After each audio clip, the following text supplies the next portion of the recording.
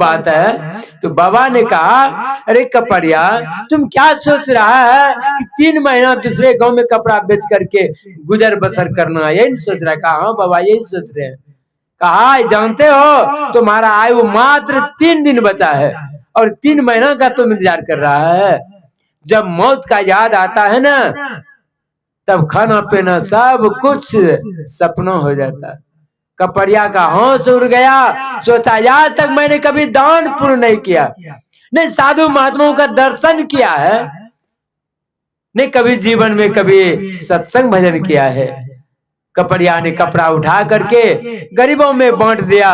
जो पैसा था पैसा भी गरीबों में बांट दिया। जो कुछ भी पुण्य का भागी बनेंगे, थोड़ा बहुत भी तो सुख मिलेगा।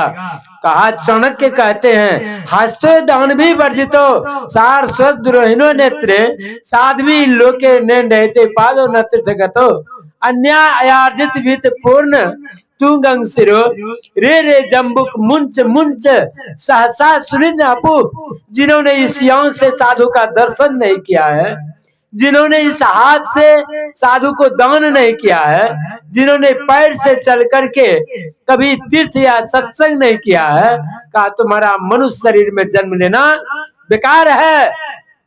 कहा अरे धूर्त, चाणक्य इतना कसौटी करके कहते हैं, अरे धूर्त तुम्हारा मुंह देखने में पाप लगता है। जो कभी जीवन में सत्संग भजन नहीं किया है, सही में उसका मुंह देखने में कहा पाप लगता है। इसलिए जीते जी जीवन में भक्ति कर लेना चाहिए, कल क्या होगा पता नहीं है।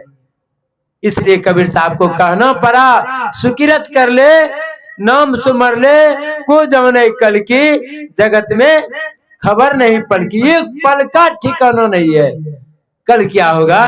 तो आज निर्धन के माँ कहते ही कहते आज इनका समय हुआ और बड़ी पुण्य की भागी है जो कि आज सत्संग करवा रहे हैं। सत्संग जो है भगवान का निज अंग है।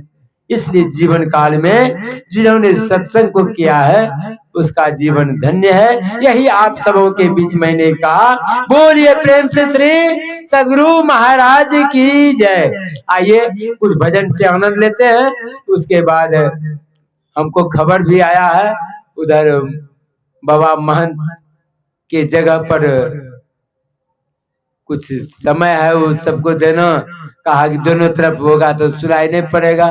तो मैं 9 बजते बजते सत्संग को संपन्न करते हैं। श्री सद्गुरु महाराज की जय।